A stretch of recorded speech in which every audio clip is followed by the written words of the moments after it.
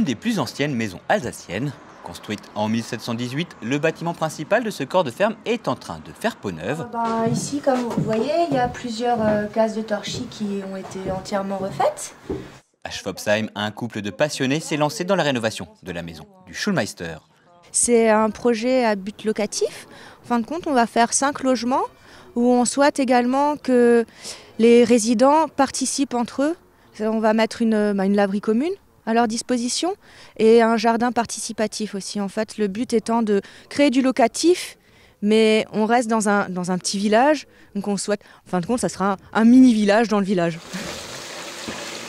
Si les usages sont assez nouveaux pour cette ancienne maison de famille, les techniques sont, elles, traditionnelles. Objectif, rénover la bâtisse dans les règles de l'art. Quand les Kelvink en font l'acquisition en novembre 2019, elle était inoccupée depuis une décennie et tombait en ruine. Un crève-cœur pour les habitants du village. Tout le monde était persuadé que la maison serait rasée. Et on voyait, les gens voyaient les années qui passaient et commençaient à la pleurer plus ou moins. Apprendre qu'elle a été vendue à des gens qui la restaurent, vous ne pouvez pas comprendre le sentiment de fierté de savoir que ça reste dans le village. C'est pour ça aussi que la municipalité a donné un coup de pouce financier. On va tout déplacer. Chaque année, ce sont 200 à 300 maisons alsaciennes qui disparaissent. En effet, rénover demande une certaine détermination et représente un coût. Pour enrayer le phénomène, le conseil départemental a créé une aide aux propriétaires. 10 000 € peuvent ainsi s'ajouter aux fonds débloqués par les communes. On accompagne effectivement les projets. Alors d'abord, dans le cadre d'un partenariat avec les communes et les intercommunalités, on a aujourd'hui 166 communes qui ont adhéré à notre démarche de soutien à la maison alsacienne.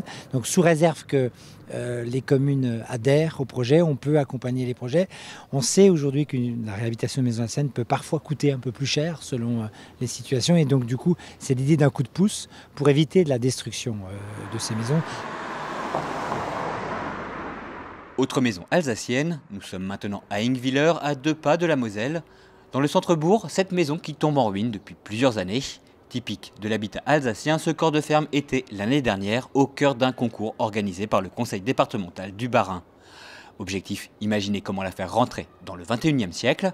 Là où beaucoup y verraient une vieille bicoque juste bonne à raser, un architecte, lui, y voit une base de travail intéressante. Sur le bâti en soi, il y a une sorte d'agglomération qui est intéressante, une sorte de juxtaposition d'époques, de périodes, de formes qui diffèrent les unes des autres. On a ici une maison historique, donc avec ses encadrements en grès, etc.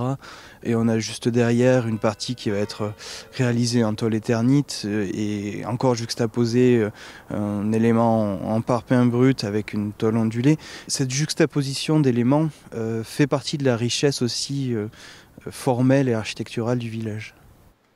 De retour à son bureau, Florent Revel se met au travail et après quelques semaines de réflexion, émergent les contours d'un projet. Les plans suivent rapidement. La maison de Stieviller accueillera des logements pour personnes âgées, un espace service et des ateliers d'artisans. Au cœur de son projet, le lien social, les rencontres. L'idée, c'est de créer une cour commune qui soit le lieu au sein duquel tous les usagers vont pouvoir trouver leur place.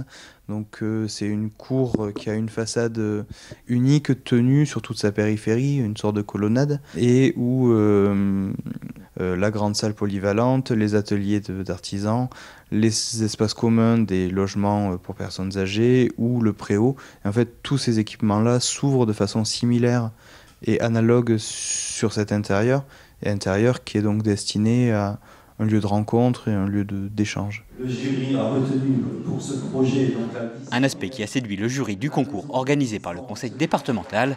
Fin octobre 2019, Florent Revel recevait un premier prix. Ça fait plaisir de voir déjà que c'est des problématiques un peu neuves, donc qui émergent à nouveau sur le tissu rural. C'est assez récent comme questionnement. Donc c'est vrai que c'est des sujets auxquels je suis attaché, donc c'est d'autant plus réjouissant. Entre soutien aux projets de particuliers et création de lieux de réflexion sur l'avenir du bâti traditionnel, le conseil départemental souhaite enrayer la disparition du patrimoine alsacien. Habitation, commerce, cantine ou encore maison de service, les idées et initiatives ne manquent pas pour redonner vie à ces grandes bâtisses. L'idée, pour moi, c'est dans les années futures de faire un véritable festival de la maison alsacienne, aider aux bonnes pratiques autour de la maison alsacienne, essayer de susciter aussi chez les artisans le goût de la pratique de ces maisons. Je le dis souvent, 200 à 300 maisons alsaciennes qui disparaissent par an, ça veut dire que fin du siècle, on n'a plus de maisons alsaciennes.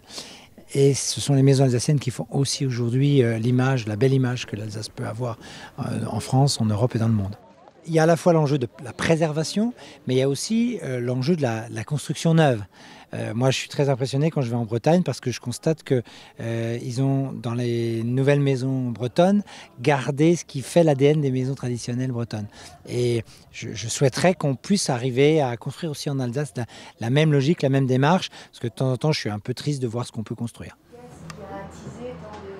En rénovant, on fait aussi parfois de belles découvertes.